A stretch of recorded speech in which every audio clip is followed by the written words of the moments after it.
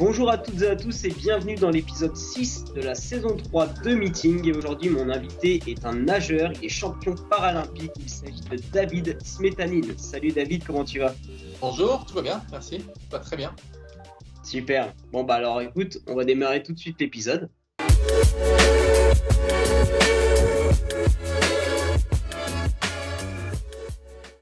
Donc on va commencer par parler un peu de ton enfance. Puis je commence toujours par une question très simple, hein. Où et quand tu es né? Je suis né à Grenoble le 21 octobre 1974. Ok. Et alors, quand tu étais enfant, est-ce que tu faisais déjà du sport? Est-ce que tu étais déjà passionné de sport? Et si oui, tu as commencé par quelle discipline? Alors oui, le sport a toujours bercé mon enfance depuis mon plus jeune âge. On m'a appris à nager parce que c'était vraiment essentiel pour ma survie. Éviter les risques de noyade et puis permettre à les enfants de s'exprimer dans l'eau, de s'amuser l'été comme tout le monde, à la piscine, en mer, en lac, peu importe. Donc c'était un peu le premier sport auquel j'ai participé, on va dire, mais plus dans un but sécuritaire. C'était pas vraiment une compétition, c'était pas vraiment de l'entraînement régulier. À l'inverse, j'ai commencé comme sportif en judo à l'âge de 7 ans. Ça a été une très très belle école de la vie, une belle école sportive et un très beau sport. Je vis dans les Alpes à Grenoble, donc forcément je me suis mis à skier assez jeune aussi. Toi, quand tu étais enfant, du coup, est-ce que tes parents t'ont poussé à faire du sport? Est-ce que c'est eux un peu qui ont insisté pour tout de suite t'inscrire dans un sport? Ou alors c'est toi qui voulais déjà pratiquer étant petit, quoi? C'est principalement mes parents qui tout petits m'ont mis au sport en club, hein, je veux dire la notion de club, d'appartenance, etc., la régularité aussi. Et j'ai commencé à apprendre à nager pour la première partie sportive, on va dire, assez jeune, à 6 ans, 7 ans aussi, parce que mes parents voulaient simplement que je puisse être à l'aise dans l'eau et qu'il n'y ait pas de risque de noyade. Mais en club, ça a d'abord été le judo, c'est vrai. Au début, c'était le judo, donc comme tu dis, mais toi maintenant on te connaît parce que tu es un nageur. Donc la natation, tu y es venu après, et là, tu es devenu compétiteur. Tu as goûté à la compétition, je sais pas, dans l'adolescence à peu près, tu vas me dire, mais Plus et tard, est-ce que mais tu peux nous expliquer un peu ce parcours de nageur qui remonte quelques années en arrière? par relation amicale et professionnelle, mes parents me faisaient garder à l'époque dans un lycée qui était un grand lycée de Grenoble, qui s'appelle le lycée Champollion. Et j'ai rencontré ce qui allait devenir mon plus grand ami d'enfance, Cédric Acayas, pour ne pas le citer. Et son papa était directeur de la piscine où je m'entraîne encore aujourd'hui. Donc j'ai passé beaucoup de temps en fait chez eux, à la piscine. Donc je me suis retrouvé à un moment donné à nager, à devenir nageur aussi, plus pour faire comme mon copain et puis pour devenir comme lui, costaud, grandes épaules, etc. et tout bronzé, qu'autre chose. Donc j'étais attiré par ça. Et puis après, la compétition est venue beaucoup plus tardivement finalement. Et il y a un premier déclic en 92 en regardant les Jeux de Barcelone à la télévision. Et c'est vrai qu'à un moment donné, je me suis dit, bah, je veux faire ça aussi.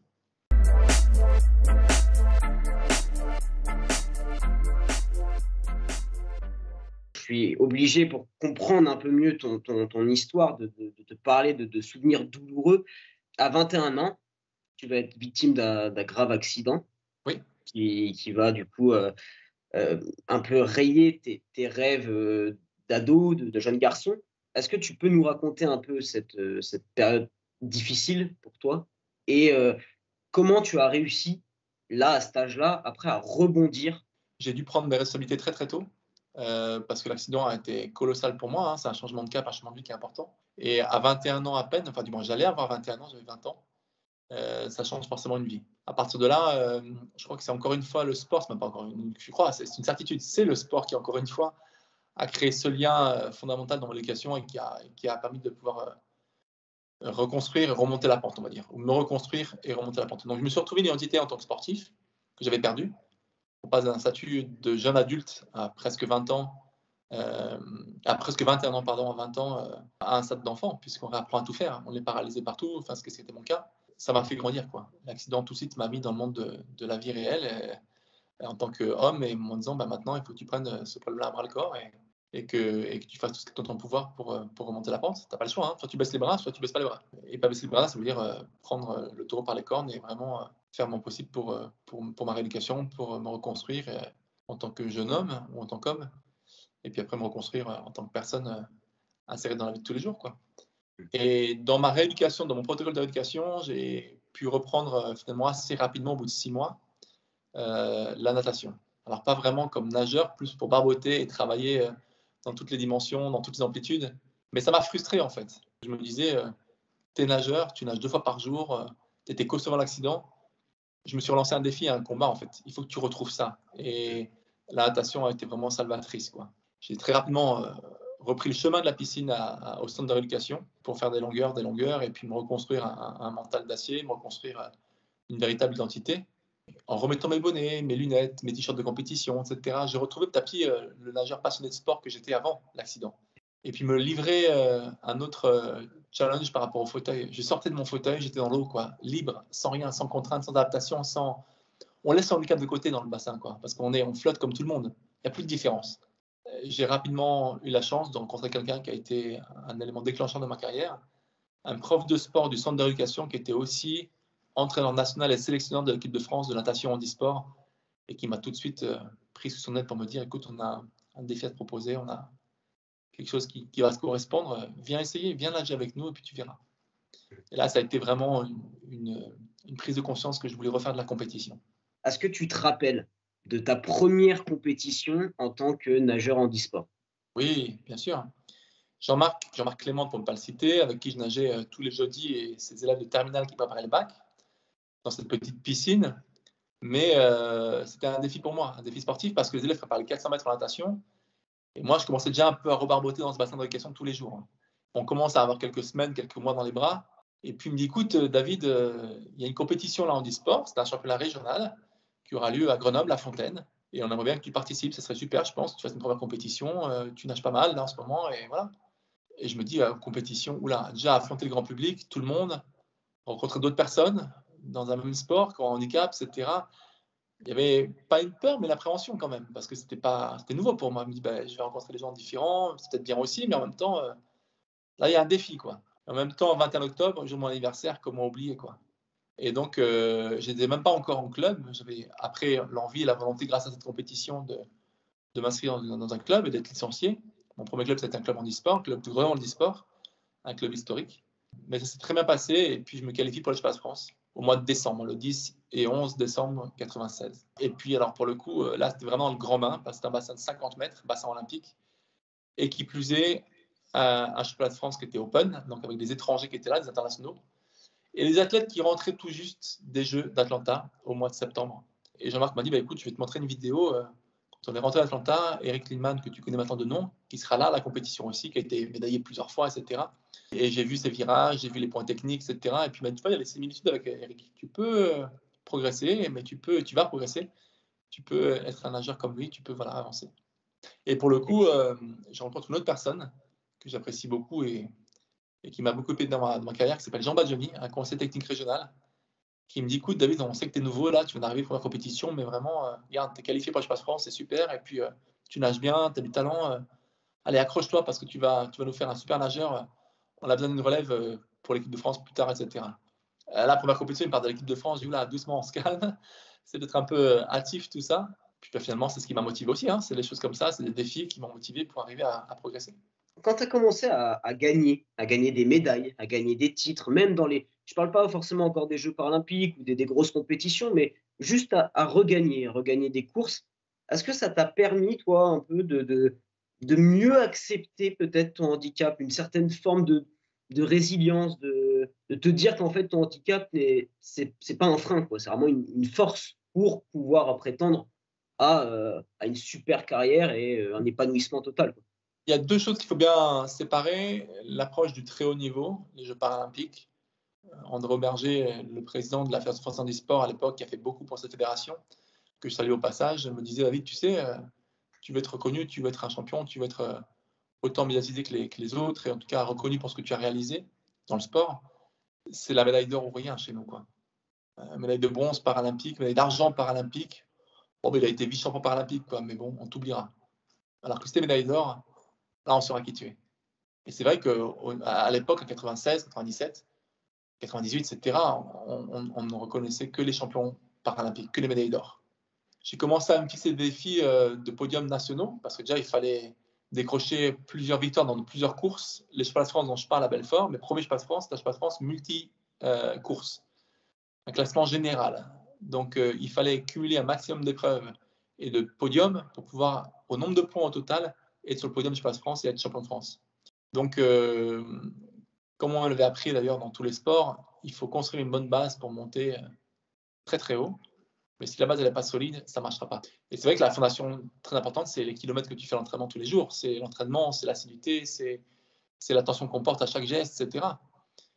Et devant moi, j'avais les meilleurs Français qui étaient en équipe de France. Enfin, je me disais, c'est mission impossible. Je vais toujours rester deuxième derrière eux, quoi. Petit à petit, j'ai remonté mon niveau.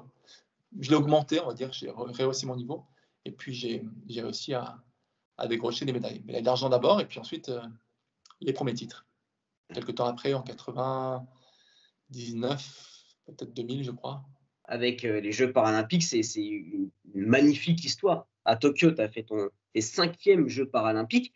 Est-ce que tu peux nous raconter un peu cette histoire d'amour, j'ai envie de dire, avec les Jeux paralympiques, avec tout ce que tu as vécu là-bas, en termes de médailles, hein, 9 médailles, en termes d'émotion aussi, ça a dû être vraiment énorme, quoi. Est-ce que tu peux nous dire un peu ce que tu retiens? Alors, ça va être dur à dire en peu de phrases, mais je veux dire ce que tu retiens de tous ces Jeux, quoi, de tous ces Jeux paralympiques. C'est marrant parce que tu parles d'une histoire d'amour avec les jeux en général. C'est ce que disait Kylian Mbappé hier à la maison de la radio, Oui, France Radio, là, pour Sport en scène. Et j'ai d'ailleurs retweeté son commentaire en le félicitant parce qu'il a parlé des jeux comme quelque chose d'incroyable, comme un esprit très particulier, qu'il ne comparait pas au fait d'être champion du monde, que c'est deux choses différentes, mais qu'il avait vraiment espoir à Paris de pouvoir participer, parce qu'il n'a pas pu participer malheureusement à Tokyo. Son club ne l'a pas lâché. Mais en France, à la maison, il y avait une saveur particulière et qu'il en rêvait comme d'autres jeunes sportifs gamins, quoi, hein, d'aller aux Jeux Olympiques. Quoi. C'est toujours aussi prestigieux. J'ai aussi cette belle histoire d'amour avec les Jeux Paralympiques, finalement. Donc, c'est flatteur pour moi, quelque part. Mais oui, 5 jeux, c'est pas courant. Chaque jeu a été une véritable histoire. Quoi. 2004, la découverte, un rêve de gamin d'être un jour qualifié aux Jeux, et puis en plus Athènes, en Grèce, le berceau de l'olympisme, etc. Et sur le podium, j'ai vu la médaille de bronze comme un titre. Pour moi, c'était extraordinaire. 2008, la consécration, en me disant tu as été podiumable, tu as réussi à choper une médaille en 2004. Pékin, il faut le titre, quoi. C'est pas concevable d'aller sur le podium sans entendre une fois la Marseillaise, et je m'en suis offert 2 en plus, et 2 en argent, mais qui ont été des combats importants que j'ai perdus avec fair play, parce que Richard Oribe, un copain espagnol qui allait être mon plus grand rival, était finalement meilleur que moi sur cette course-là. Et puis en dos, je tombe sur un Mexicain qui a gagné 4 médailles d'or dans 4 jeux différents sur le 50 mètres d'eau, qui était vraiment imbattable, et je fais deuxième avec une très belle médaille d'argent. Voilà. Et puis Londres, c'était la phase de 3. On dit souvent j'avais 203. Je voulais me prouver que je pouvais faire mieux. J'ai raté le titre sur 100 mètres de pas grand-chose. Je me suis mal pris dans ma finale, alors qu'en série, je dois le meilleur temps, mais je ne suis pas assez combatif en finale, pas assez agressif, pas assez guerrier peut-être. Je me blesse quelques temps après. Je poursuis ma carrière en me disant pas t'arrêter sur blessure, c'est pas possible. Et puis j'avais encore envie, quoi. Et je me suis dit, allez, Rio, pourquoi pas. Rio, c'est une grosse douleur le premier jour, avec une 4e place pour 1 centième seulement sur le 100 mètres. Et puis j'avais encore une épreuve possible, même 2. Le 200 qui n'était pas une grosse chance de médaille, mais en tout cas de faire un bon chrono et de montrer que j'étais en forme. C'est ce qui se passe. Je fais 5e, mais avec un bon chrono. Il me dit, c'est motivant pour la suite. Et la suite, c'est quoi? C'est le 50 mètres nagible les derniers jours. Là, j'avais une vraie chance de médaille. Et puis je vais la saisir. Pas évidente du tout, parce que on tombe sur une finale directe et c'était un peu la loterie. Et puis je fais une belle course. Je finis médaille d'argent, 2e, mais content de rentrer avec une breloque à la maison.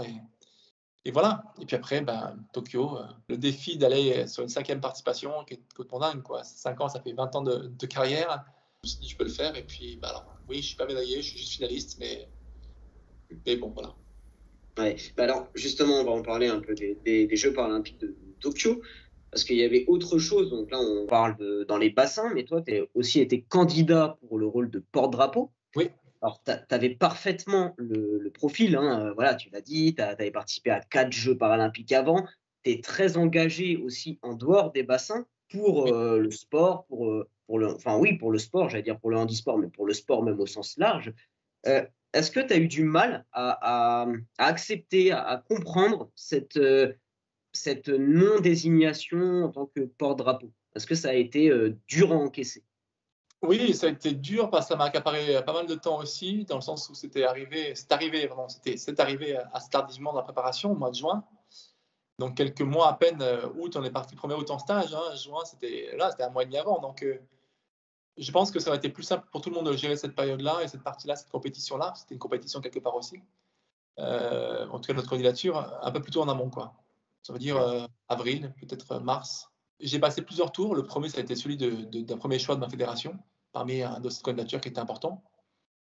Donc, d'être dans la shortlist avec 3 athlètes, c'était déjà incroyable. Dur parce que Stéphane a été élu alors qu'un tennisman avait déjà été élu à Rio, mon copain Michael Jeremias, avec qui il a joué en double.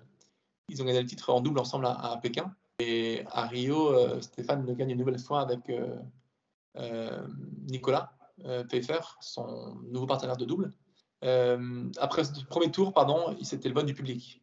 Et donc là, l'influence, la médiation, etc., allait jouer en la faveur de l'un de nous. Et c'est vrai que, pour ne rien cacher, juin, Stéphane, Roland Garros, ben voilà, quoi. Ça a été une énorme visibilité, ça a été des voix plus facilement acquises aussi. Et ça ne s'est pas joué à grand-chose. Hein. On fait 34% des voix, je fais 33 et 33% avec Pierre Fairbank, que je salue au passage aussi. Et puis, les réseaux sociaux aussi ont un impact important. Peut-être moins de followers qu'on a Stéphane aujourd'hui. Malheureusement, j'ai pas pu et on n'a pas forcément tous pu se présenter comme on aurait aimé, quoi. Et ça aurait pu faire la différence, clairement. On ne savait pas qui on était ou qui nous étions. C'est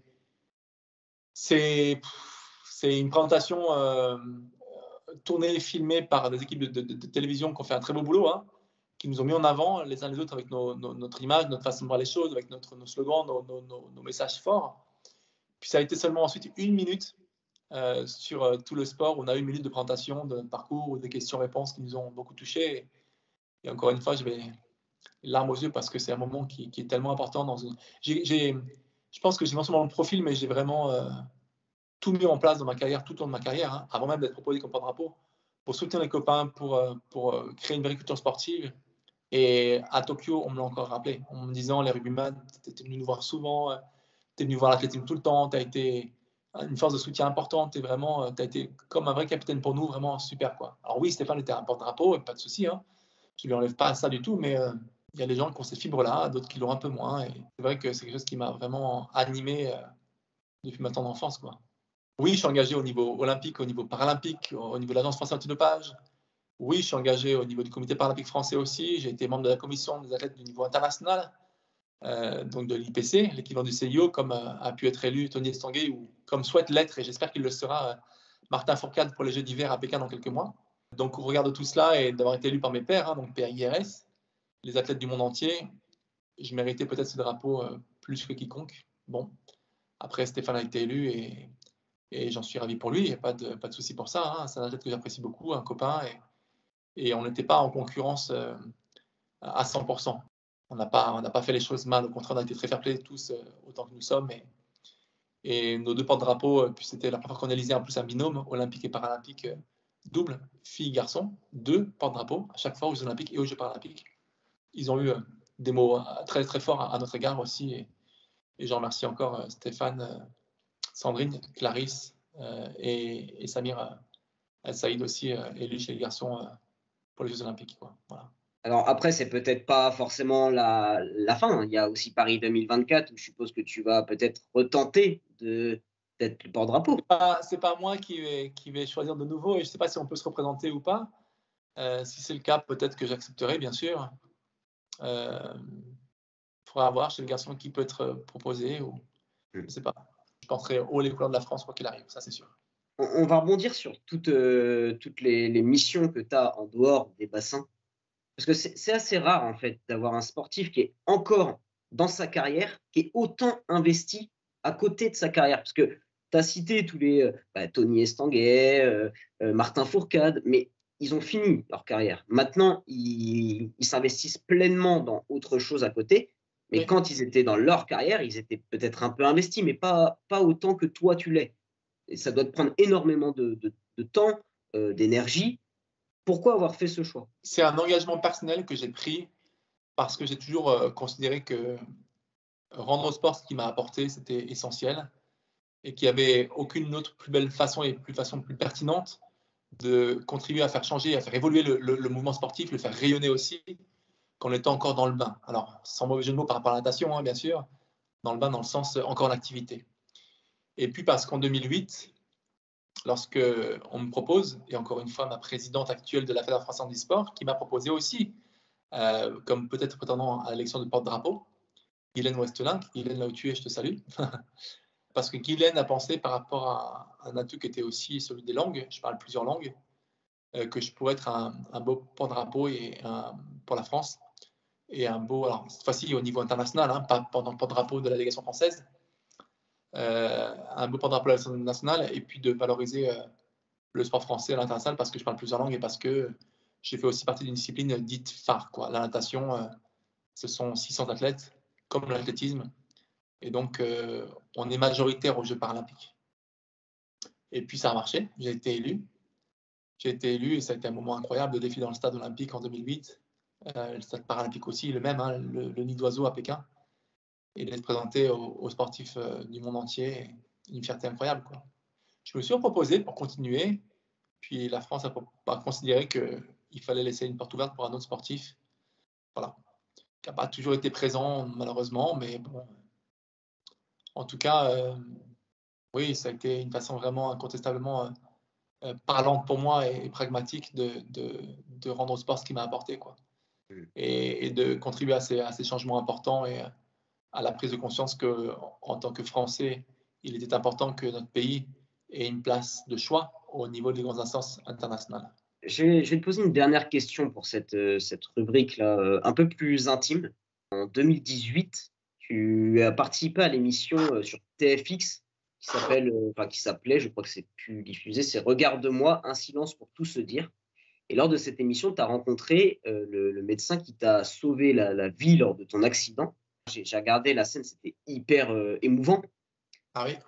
Qu'est-ce que ça a provoqué chez toi, cette rencontre, plus de 20 ans après ce drame, quoi? C'est bien de parler de ce moment-là, parce que c'est vrai qu'on en parle très, très rarement. Sans Philippe Montanex, pour ne pas le citer, qui était à l'époque directeur du SAMU, je ne serais pas là aujourd'hui, quoi. Je lui dois beaucoup, hein, vraiment beaucoup. C'est toi Et qui as décidé de cette rencontre? Ou je c'est savais qui il était, d'abord ça commence par là. On m'en avait parlé pendant que j'étais à l'hôpital, on m'a raconté l'histoire et comment c'est passé, comment on m'a récupéré sur l'autoroute, etc., après mon accident. Et puis un jour, on m'a contacté via les réseaux sociaux, sur Twitter, je crois, une chef de casting de TFX, qui est une chaîne du groupe M6. Donc, regarde-moi, c'est ça. Et elle me dit, écoute, on aimerait bien vous avoir dans l'émission. Vous avez un profil atypique avec une histoire incroyable. Je me disais, il y a quelqu'un quand même que je peux faire venir pour la première fois, et quelqu'un que je n'ai pas encore rencontré, à qui je n'ai pas encore dit merci. J'ai pas encore dit merci, pardon. Et, et ce monsieur, c'est le professeur Motonex. Et la chaîne de télé m'a dit, mais vous ne l'avez jamais rencontré, vous ne savez pas où est-ce qu'il est. Bah, il était apparemment au SAMU, je crois chef de service, mais j'en sais pas plus. Et là, on me dit, bah, vous savez, on a des gens qui sont des enquêteurs, qui vont remonter la filière, qui vont se renseigner, qui vont le trouver, et on va tout faire pour le trouver, et puis l'inviter. Et ils ont tout fait pour le trouver, ils l'ont trouvé, ils l'ont invité, il était un peu dubitatif parce que c'est pas la même génération, parce que les télés à la télévision, les téléréalités, enfin, télé-réalité, c'est un peu une sorte de télé-réalité quelque part, un peu.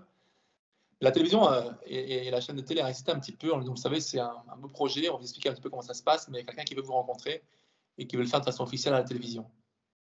Et là, il a réfléchi à plus d'une fois, il s'est dit, bon, ok, on va trouver un moment. Puis ils ont trouvé un moment, on a trouvé une date, et on a enregistré, quoi. Et c'est là que j'ai fait la découverte de Philippe, quoi. Et ça a été un moment incroyable, quoi. Mais une vraie façon d'abord de le remercier, mais de boucler la boucle, quoi. Encore plus que ouais. peut-être ce drapeau, parce que sans lui, je serais pas là, quoi.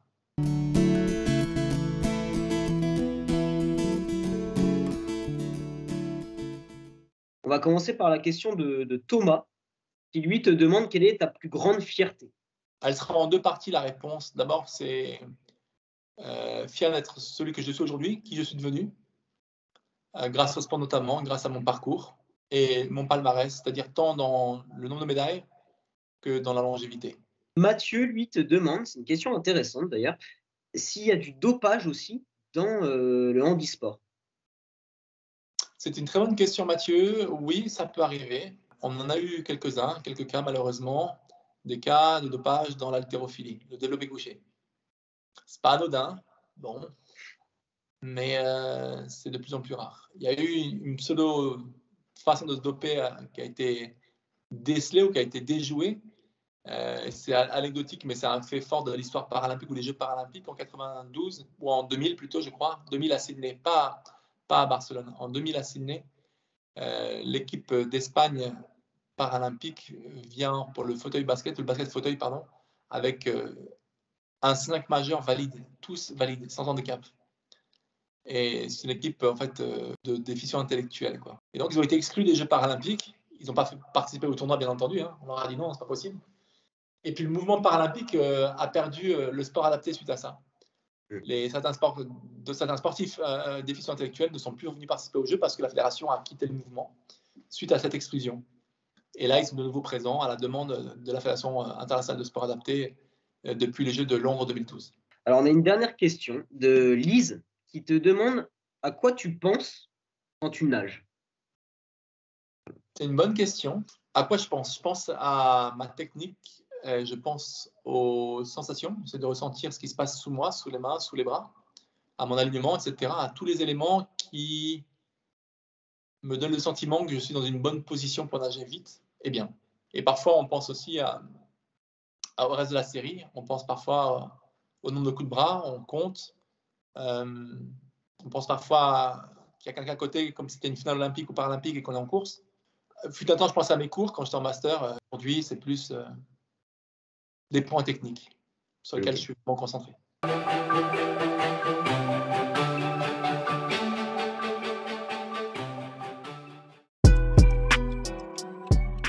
Il y en a un que j'aime beaucoup, que j'ai vu X mille fois, c'est le Grand Bleu.